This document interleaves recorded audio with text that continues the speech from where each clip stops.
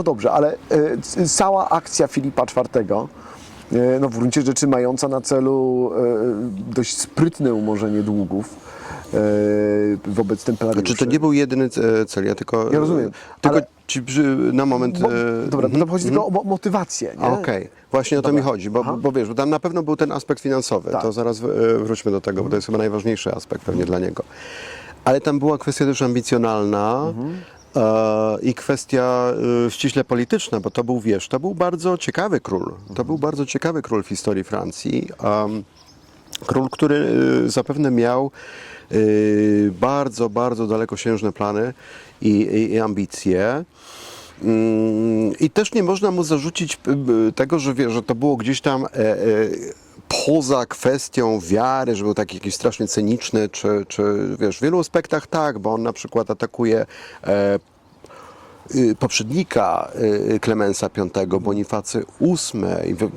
Straszna akcja, bo ten człowiek, który torturował, który nadzorował tortury templariuszy, ta prawa czarna ręka, można powiedzieć, Filipa Pięknego, Nogaret, strażnik pieczęci królewskiej.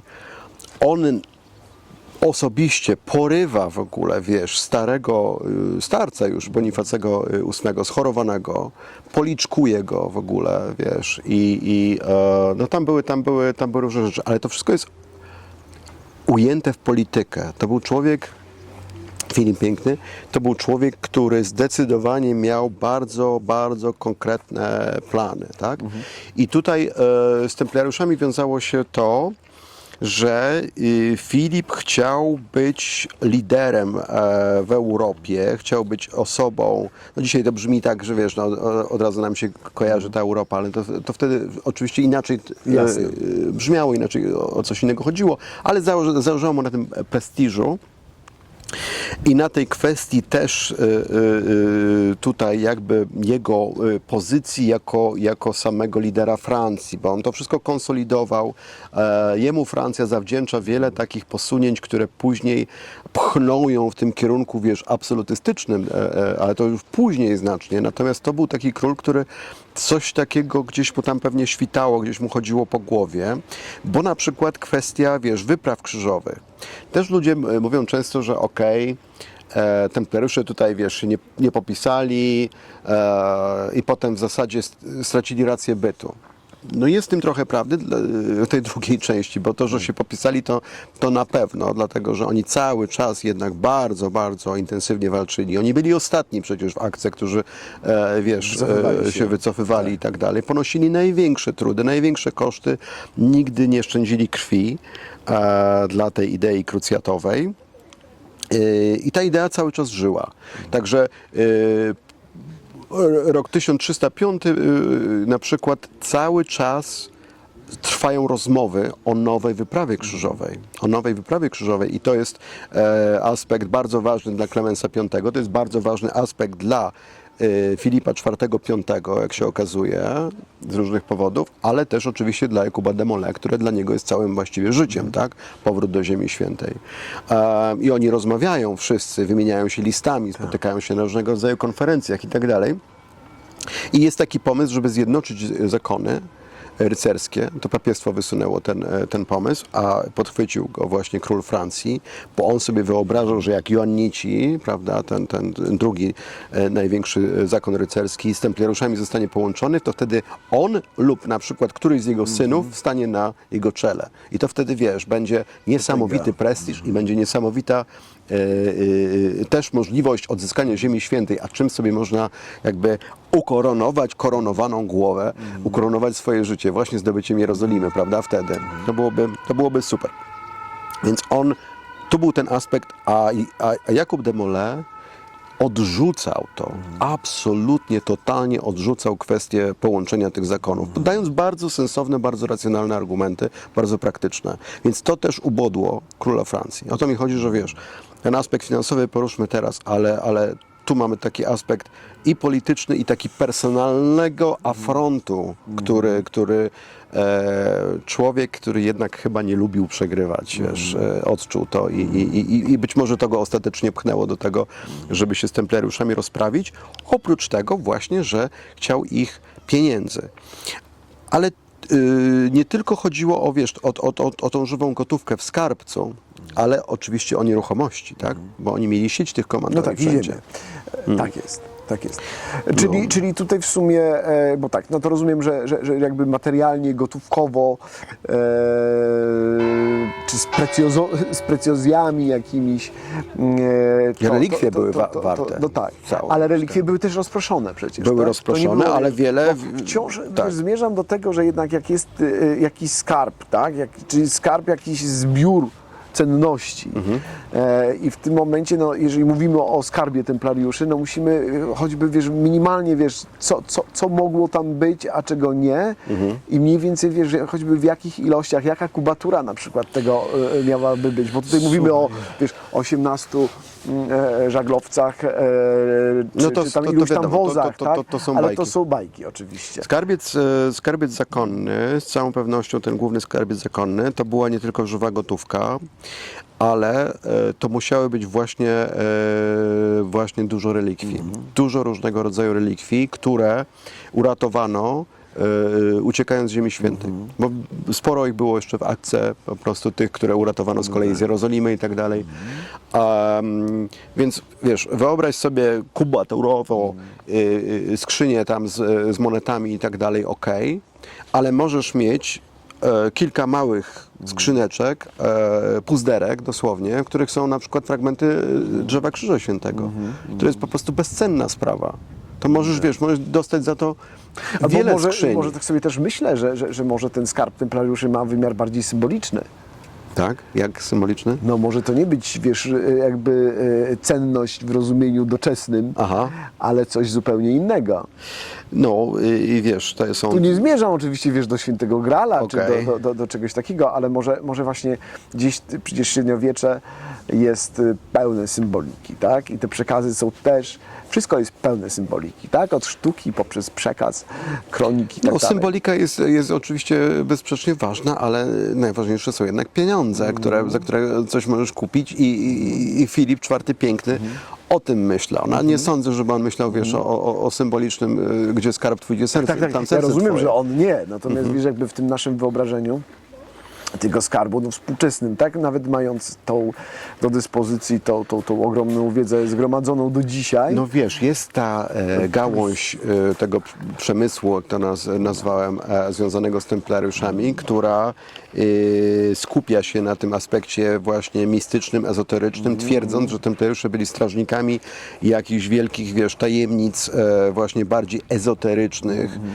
prawda, niż tak przyziemnych, chociażby jak kwestia potencjalnej możliwości tego, że Chrystus był tak naprawdę mężem Marii Magdaleny, później była dynastia od nich i tak dalej, ale były nawet te kwestie bardziej ezoteryczne, tak? Natomiast, no cóż... Bo źródła tak naprawdę są, znaczy racjonalizując całą historię, no są ubogie, tak? W gruncie rzeczy wyłuskując tylko to, co może mieć wartość, czyli jakieś pierwotne informacje z czasów tam współczesnych templariuszom i ich końca, no to już sam powiedziałeś, że to jest ale wiesz, ale mamy skromne. na szczęście całą masę... Mamy, przepraszam, tylko dopowiem, mamy te kilkaset lat, kilka Budowania wieków mitów. budowania mitów Tak. na różne sposoby, tak? Więc jakby te nasze popularne wyobrażenia, ale też te wyobrażenia, no powiedzmy źródłowe, no to one są też takie, nie napawają optymizmem. Wiesz co, no ja jestem generalnie sceptyczny, jeżeli chodzi o te aspekty ezoteryczne i bardziej mistyczne i jak ty mówisz, wartość niematerialna tego potencjalnego skarbu, czy mądrości, którą oni mieli w sobie, ponieważ ja tej mądrości specjalnie w tych dokumentach procesowych nie widzę. I nie widzę tego w zeznaniach z Francji, nie widzę tego w zeznaniach z Cypru czy z Anglii, gdzie wiesz, w wielu krajach templariusze nie byli torturowani. Nie byli męczeni. Mogli powiedzieć, co chcieli. Tak? We Francji mamy te potwierdzenia jakichś takich dziwnych praktyk, ale w momencie, w którym oni mogą, to odwołują, bo twierdzą, że byli torturowani i tak dalej. I tu nie ma kwestii, że nie byli. My wiemy, bo są świadkowie, którzy mówią po prostu, którzy widzieli. Jest słynna scena, która prawdopodobnie miała jednak miejsce, gdzie wiesz, w grudniu już, zaledwie 2 miesiące, 3 miesiące prawie po aresztowaniach swoich, Jacques de Molay staje przed urzędnikami kościelnymi, dostojnikami kościelnymi w katedrze Notre Dame i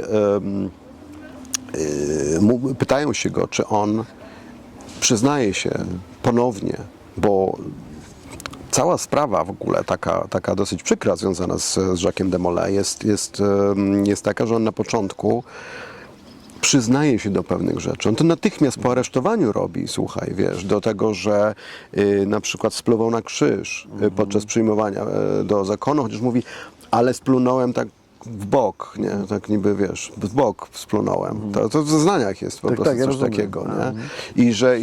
I że były dziwne praktyki i tak dalej. To są bardzo krótkie zeznania. Najwyraźniej coś wystarczyło albo czymś go postraszyć, albo coś się faktycznie wydarzyło, bo w każdym razie dwa miesiące później, jeszcze jest pomiędzy, przepraszam Cię, miesiąc później on staje przed takim kolegium naukowym, można powiedzieć, Uniwersytetu Paryskiego, różnych kleryków i tak dalej, i potwierdza to swoje zeznanie.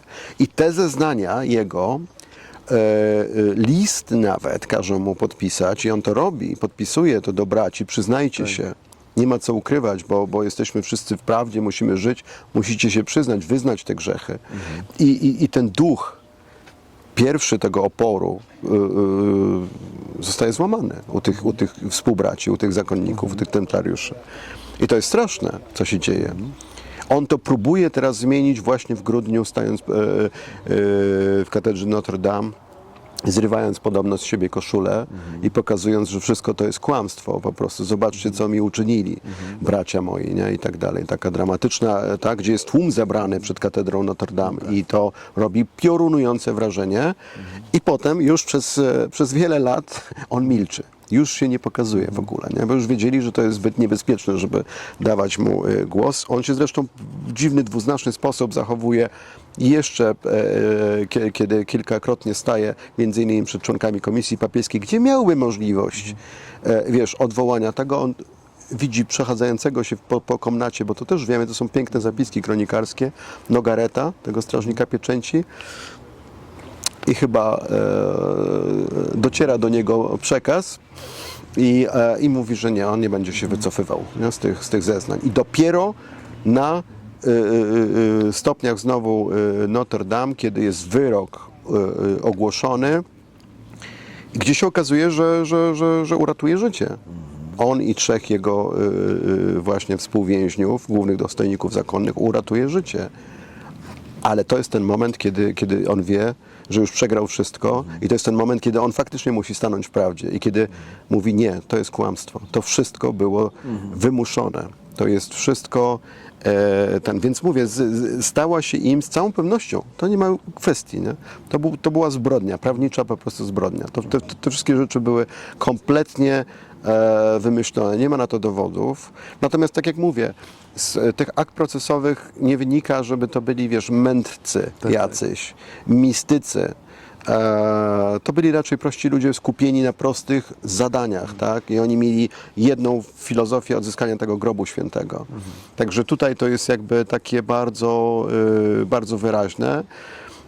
I w końcu zwróć uwagę, że chyba takim postscriptum już chyba jest to, że tak naprawdę nikomu to nic nie dało.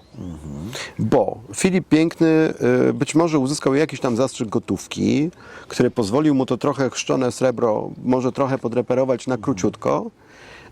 Nieruchomości, papież jednak w końcu wygrał i nieruchomości przechodzą do Joannitów. Członkowie templariuszy, ci, którzy jakby zadeklarowali, że tak, no grzeszyliśmy, ale żałujemy i tak dalej, zostają zwolnieni i przechodzą do Joannitów, więc de facto następuje ta konsolidacja, tak jak papież chciał, tych 2 zakonów, teraz pod jednym. I tu nikt nie, wiesz, nikt w zasadzie nie zyskał tego. Filip nie dostał tego, co chciał, to się ciągnęło po prostu całe lata. Instytucja kościelna bardzo mocno Watykan został nadszarpnięty po prostu całą tą sprawą. Takim, tu się zaczyna przecież ta kwestia tej niewoli awiniońskiej, prawda? To się wokół tego wszystko dzieje. Także jest cała masa rzeczy, jest tak przykra, a największą cenę po prostu ponieśli za to Bogu ducha winni ludzie tak naprawdę. Ci templariusze, którzy naprawdę byli gotowi do tego, żeby oddać swoje życie za wiarę w taki sposób, wiesz, nie budzący zastrzeżeń, nie? Tam są czasami, wiesz, jak się przejedziesz po różnego rodzaju komandoriach tam w Europie, są czasami dziwne figury na ścianach, dziwne znaki i tak dalej. Ale wiesz, problem polega na tym, że nie wszystko opisywano w źródłach. Pewne rzeczy mogły być zupełnie naturalne dla ludzi tamtych. Trzeba pamiętać, że tak jak my wchodzimy dzisiaj do kościoła templariuszy średniowiecznego, widzimy, jakieś dziwne znaki, to prawdopodobnie, wiesz, może faktycznie tutaj te praktyki jakieś się działy, ale to były jednocześnie najczęściej kościoły parafialne. Te znaki i te wszystkie rzeczy widniały, więc one musiały budzić zdziwienie i zgrozę, tak, tych parafian, tych ludzi, a najwyraźniej nie, najwyraźniej oni to rozumieli. Tak, musiałyby. No, jakby. Oni najwyraźniej to rozumieli, wiedzieli, po co to jest, więc wiesz, my zawsze ten problem występuje, czy to w poszukiwaniach skarbów, czy w jakichś takich badaniach historycznych, jak dobrze wiesz, że my bardzo często popełniamy ten błąd, że patrzymy z dzisiejszej perspektywy na wszystko. No i tych naleciałości, bo jednak tutaj w przypadku templariuszy, no to mamy jednak w ujęciu popularnym, no nie tę wiedzę stricte historyczną, opartą na źródłach, interpretowaną czy reinterpretowaną, poddaną, wiesz, wszechstronnym badaniom, tylko mamy jednak, ale mówię w tym ujęciu popularnym, no jednak więcej tych mitów, legend, które powstały i spopularyzowały się na przestrzeni wieków, a szczególnie, tak jak mówię, od wieku XIX, plus co jakiś czas jakieś fale zainteresowań templariuszy są i na ten skarb, więc no mówię, bo to z jednej strony, wiesz, no, to fajnie, że my wiemy tyle i jesteśmy w stanie prześledzić tak dużo i tak szczegółowo, jeżeli chodzi o dzieje templariuszy i szczególnie ich koniec, bo to jest, tak jak opowiadasz, to jest, no, znaczy to jest w ogóle niezwykle intrygujący moment w historii. Ale tu patrząc już nawet pod kątem tych legend i tajemnic, no jeżeli one pozostały jakiekolwiek do dzisiaj, jeżeli jest jakiś zachowany element tego skarbu, tak, bo tutaj od tego zaczęliśmy, no to czy my już zupełnie musimy się pożegnać z ideą tego, że ten skarb jest w jakiejkolwiek formule, czy jakiekolwiek dobra przez nich zgromadzone. Dlatego wiesz, myślę, że warto kontynuować nasze poszukiwania na Cyprze właśnie, a pomimo tego, jak trudny jest to teren, jak w ogóle ciężko jest tam działać, ale to jest z całą pewnością najlepszy trop. Bo tam jest kwestia taka, że wiesz, Cypryjczycy sami nie mieli żadnej wątpliwości, tak jak wspomniałem, tak? A druga sprawa jest taka, no że... bo to wiesz, ten element tych 2 dni faktycznie, które dostali na podjęcie decyzji i tak przecież 2 dni oblężenia to jest symboliczna obrona. To chodziło, wiesz, A pewnie siły Cypryjczyków też nie były takie chodziło o granie na czasie, żeby oblegane... Tam jest w ogóle, wiesz, kilka dokumentów, ale to trzeba by się przyjrzeć temu bliżej, bo tam jest kilka dokumentów mówiących o tym, że była wynajęta galera, która miała po prostu dopłynąć właśnie, więc templariusze spodziewali się jakiegoś rodzaju ewakuacji części właśnie, przynajmniej, wiesz, bo mówimy o skarbie, ale mówimy też o archiwum, bo archiwum zostało przejęte, ale nie wiemy też, czy częściowo, czy wszystko, a później ono już zupełnie ginie, kiedy Otomanowie zdobywają na początku XVI wieku Cypr. Ale wiesz co, Cypr jest na pewno zdecydowanie najlepszym tropem, chociażby z tego powodu, że wiemy, że po procesie ci templariusze, którzy uciekli na Cyprze, kilka lat ich poszukiwano. To jest tak trudny teren, tak można się tam fajnie schować, że oni się ukrywali, wiesz, przez kilka lat niektórzy. Także to z całą pewnością daje pole do manewru do jakiegoś takiego potencjalnego. No zresztą byliśmy tam zupełnie nie przez przypadek. Dokładnie. Myślę, że wiesz, skarb zostanie być może kiedyś znaleziony. Na pewno warto go szukać. Najważniejsze ale... chyba jest, że z całą pewnością nie został odkryty. Tak. A to jest zawsze chyba- daje nam to jest chyba okienko najważniejsze. do tego, żeby kontynuować Dokładnie, poszukiwania. dokładnie. Zobaczymy, może kiedyś Iżizor odkryje swoje tajemnice. Może.